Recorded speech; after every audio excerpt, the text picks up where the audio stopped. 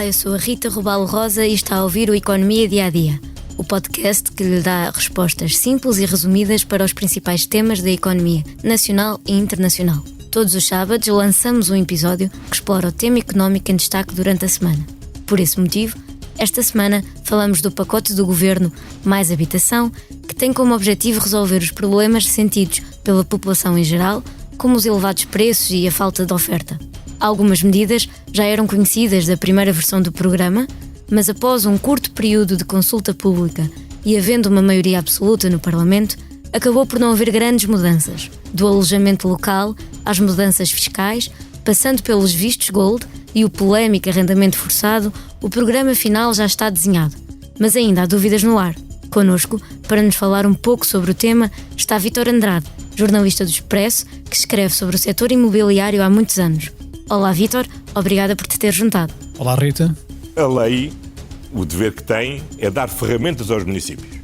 E os municípios são autónomos para utilizarem as ferramentas como bem entendem. Entendem que não querem exercer essa competência. Não querem exercer essa competência, estão no seu direito. Esta medida aplica-se exclusivamente aos territórios onde não há baixa densidade. Em segundo lugar, clarificamos agora que, tal como acontece para o alojamento local, é uma medida que só se aplica a apartamentos. Eu fiquei relativamente surpreendido, para lhe ser sincero, com a resistência das ordens profissionais a adotarmos o princípio de que o termo de responsabilidade do engenheiro e do arquiteto seria suficiente para a generalidade das construções. Portanto, nós temos que, como temos feito com os outros setores, vamos também continuar a dialogar com a Associação Nacional de Municípios, com as ordens, para encontrarmos um regime que, de facto, acelere os licenciamentos. Uma das medidas que mais polémica criou foi em relação ao arrendamento forçado das casas devolutas, que seguiu agora para o texto final. O que é que está aqui em causa? Olha, o que está aqui em causa é um problema que não é fácil de fácil resolução. Ou seja, o Governo vai ter aqui muitos problemas para conseguir fazer com que os privados que supostamente têm casas devolutas as coloquem no mercado de arrendamento acessível. Isto porquê? Porque, para já, há aqui desde logo uma passagem de responsabilidades do próprio Governo, do Estado Central, para as autarquias.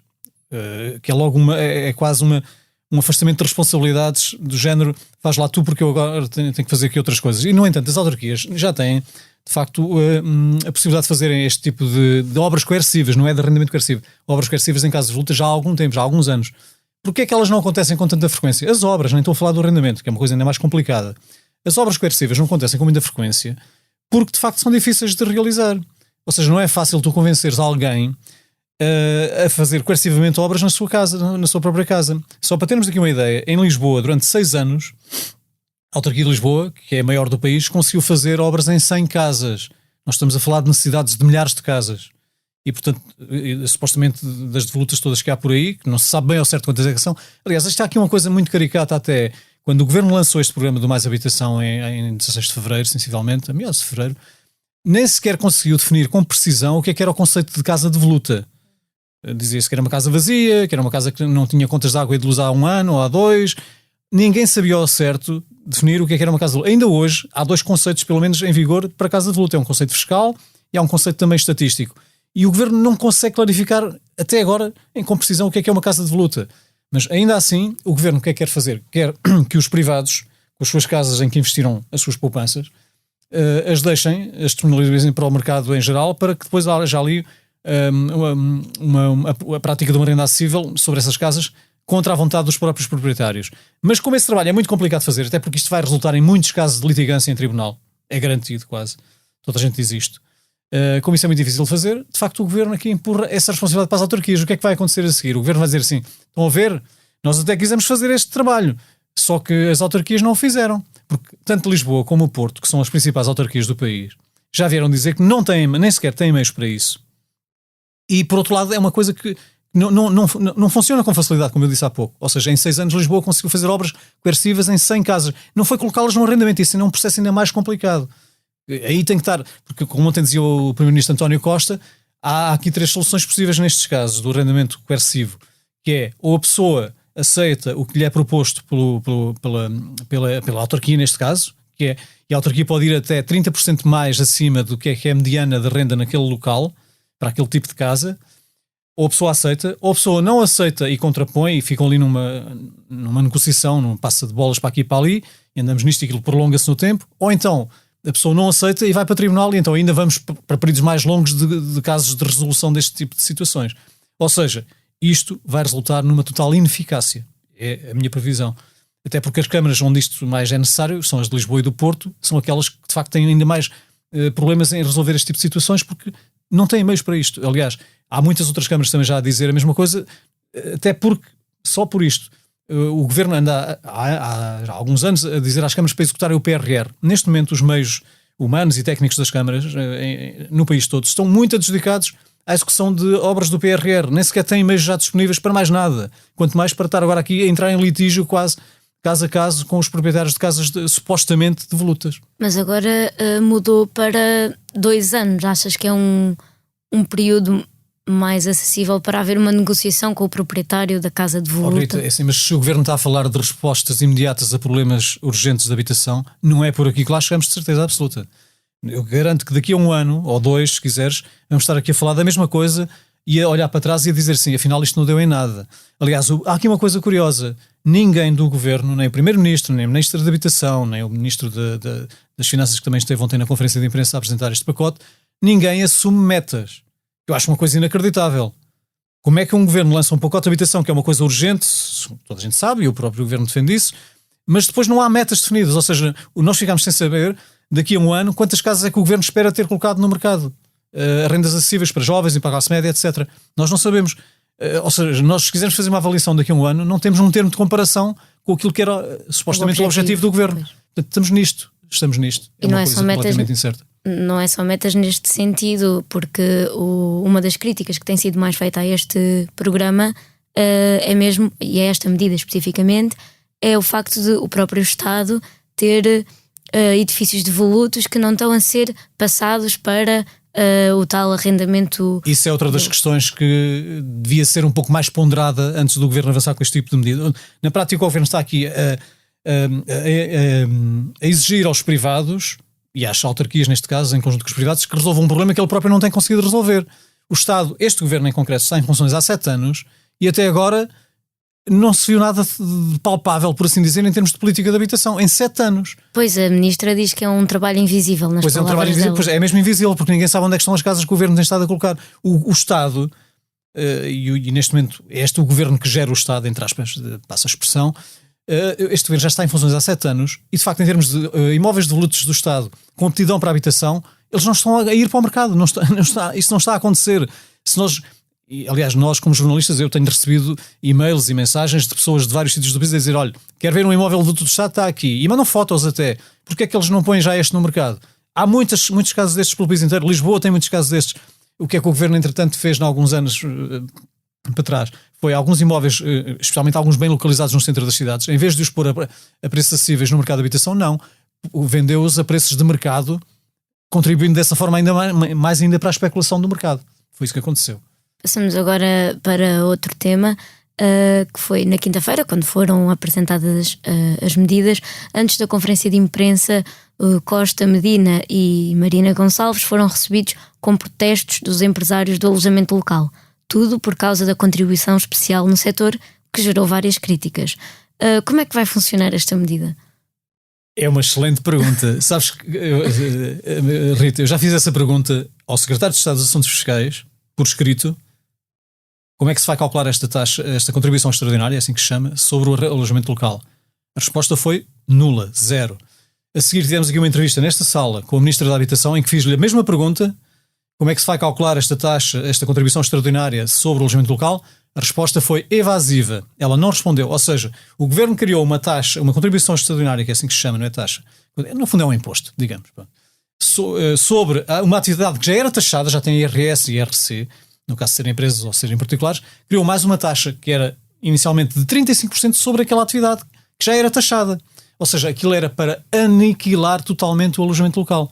E isso foi assumido indiretamente pelo Secretário de Estado dos Assuntos Fiscais numa entrevista que deu aqui à SIC. Eu acho inacreditável como é que um Secretário de Estado dos Assuntos Fiscais vem à televisão assumir que o Governo quer acabar com o setor da atividade. Eu acho inacreditável, mas isto aconteceu aqui em direto na SIC.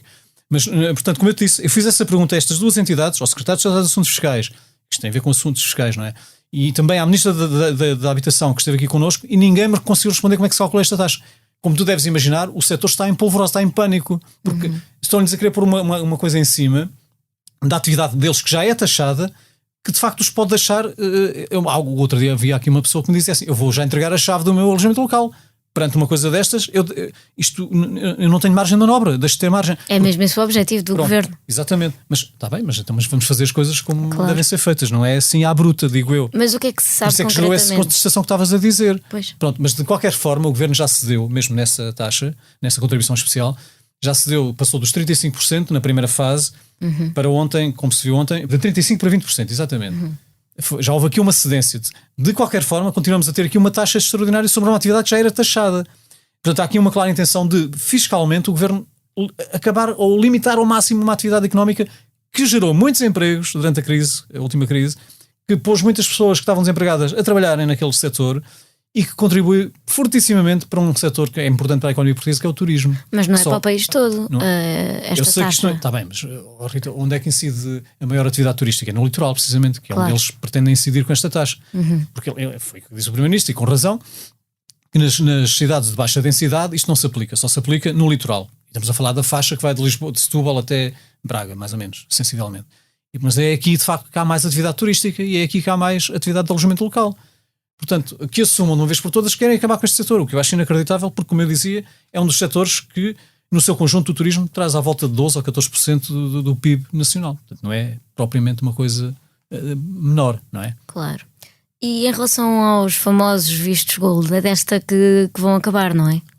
Os vistos gold foram assumidos ontem pelo Ministro, sim, que vão acabar. Ele disse mesmo que os que já estão atribuídos, quando forem revistos, passarão a ser autorizações de residência normais, e que aqueles que estão pendentes serão sujeitos à legislação normal que já existe para autorizações de residentes para estrangeiros. Ou seja, aquele benefício que se dava de toma lá um visto gold e investe cá pelo menos 500 mil euros, acabou.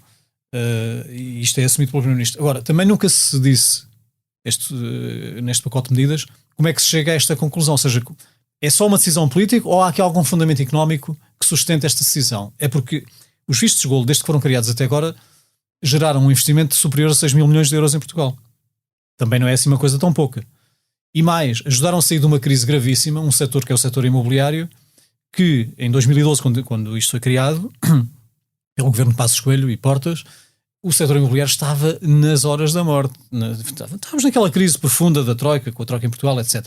E os vistos gold foi uma espécie de boia de salvação quase para o setor e resultou nesse aspecto. Agora, claro que os vistos gold têm uma coisa muito... podem ter ali um problema muito grave por trás, que é que tu nunca sabes ao certo quem é que está cá a meter o dinheiro, nem de onde é que vem esse dinheiro, se estamos a lavar dinheiro vindo de atividades ilícitas ou não, nunca houve esse controle. Mas na verdade é assim, há muitos países que fazem isto na Europa. Eu diria que mais de metade dos países da União Europeia fazem isto e isto funciona e de facto atrai investimento. Há muitas maneiras que muitos países usam para atrair investimento. Esta é uma delas. Portugal agora achou que devia acabar com ele. Ok, vai acabar com isto, sem dúvida, mas continua a não justificar porquê, que é uma coisa que também não se entende, e a deixar um setor olhar uns para os outros a dizer, e agora o que é que vamos fazer com o investimento estrangeiro? Porque, na verdade, este tipo de decisões como esta, e também como a do rendimento forçado e da contribuição extraordinária, o que é que já fizeram até agora no setor imobiliário? Minaram a confiança de todas as pessoas que investem neste setor. Isto é assumido todos os dias e demonstrado todos os dias por pessoas que trabalham de facto neste setor. E, de facto, eu acho que o governo tem que ponderar bem estas decisões, porque se mina a confiança dos investidores, aí temos um problema grave na captação de investimento no país. E, portanto, há que ter aqui alguma ponderação, diria eu. Ok. Apesar do pacote ser já final, houve medidas que não ficaram totalmente fechadas, como é o caso do licenciamento simplificado. Por que razão é que isto aconteceu? Olha, o que o Primeiro-Ministro ontem disse sobre isto foi que o licenciamento simplificado, só para as pessoas perceberem também, o licenciamento de obras é uma das coisas mais complicadas que existe em Portugal. Para se fazer um prédio de habitação, por exemplo, podemos estar 3, 4, 5, 6 anos à espera da licença. Das licenças todas. Porque há aqui uma teia, um emaranhado de condicionantes legais com os quais as autarquias não conseguem lidar em tempo útil, ou seja, demoram muitos anos a conceder aquelas licenças. E só para se ter uma ideia, em Lisboa fez já um cálculo, por cada ano de atraso na concessão de uma licença de habitação, para a construção de um prédio de habitação, por cada ano de atraso, encarecem 500 euros por metro quadrado o preço final dessa habitação. Portanto, é uma coisa muito séria, muito complicada. E o que é que este governo agora propôs neste pacote do Mais Habitação? Foi, de facto, criar uma espécie de via verde para o licenciamento. No entanto, isso não foi já aprovado. Porquê? Porque houve uma oposição, não foi bem uma oposição forte, foi mais um chamar de atenção muito significativo da parte das ordens dos arquitetos e dos engenheiros. Porquê? Porque eles é que são os que metem lá a assinatura nos projetos. E o que o governo está a dizer é assim: vocês é que ficam com o ónus do arranque da obra, ou seja, a responsabilidade passa para vocês desde que cumpram com tudo o que é preciso cumprir. Mas a teia de disposições legais é tal ordem. Há quem diga que são mais de 1000 ou 2000, já nem se sabe bem, disposições legais que têm que ser cumpridas, que neste momento o que é que os projetistas estão a dizer ao governo? Espera aí, porque isto não pode ser assim, nós não assumimos esta responsabilidade. Nós nem sequer sabemos bem ao certo o que é que está aqui em causa em termos de disposições legais que regulam o licenciamento. Portanto, diga lá às câmaras para olharem bem para isto. Nós preferimos que continuem a ser as câmaras a conceder as licenças, mas que elas próprias acelerem os processos de licenciamento internamente. Aí sim, o que é que isto podia acontecer? Podia acontecer que, imagina, tu queres fazer uma obra, és projetista, a obra avança com toda a responsabilidade do teu lado. Daqui a 1 ano ou 2, quando a obra já está quase feita, chega lá um fiscal da APA, por exemplo, da Agência do Ambiente, e diz assim: não, isto aqui, afinal, está aqui com uma parte do prédio já a pisar a zona protegida. Tem que ir tudo abaixo. Isto podia acontecer. E, portanto, perante este receio, já há quem diga no setor que, se calhar, em vez de se fomentarem obras mais depressa, se calhar ficam paradas à espera de que haja ali uma licença oficial emitida pela Câmara. Ou seja, isto de querer acelerar o processo de licenciamento pode vir a ter o efeito contrário. Portanto, o Governo agora adiou esta decisão para 27 de Abril, salvo erro.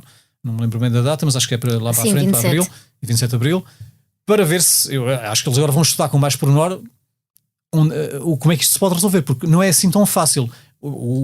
A solução mais fácil seria as próprias autarquias terem um processo de licenciamento interno rápido e expedito. E que o Governo nos libertasse de muitas das exigências, nomeadamente das organizações governamentais que estão envolvidas também nisto, o caso da APA, por exemplo, e entre outras. Mas isso não aconteceu. Ou seja, eu acho que também neste caso pôs-se o carro à frente dos bois, não se fez o trabalho de casa. Enfim, é o que temos. Vítor, muito obrigada por te ter juntado. Foi mais uma conversa aqui no nosso podcast Economia Dia a Dia. Antes de fecharmos, convido a ouvir o 12º episódio do podcast Liberdade para Pensar, onde viajámos até 2018, ano em que um grupo de adeptos enfurecidos pelos maus resultados do clube invadiu a Academia do Sporting em Alcochete. A sonoplastia deste episódio ficou a cargo de João Martins. Obrigada, João. Assim, obrigada por estar desse lado. Se tem questões ou dúvidas que gostaria de ver explicadas no Economia Dia a Dia, envie o e-mail para rrrosa@expresso.empresa.pt. Voltamos já na segunda com mais novidades económicas.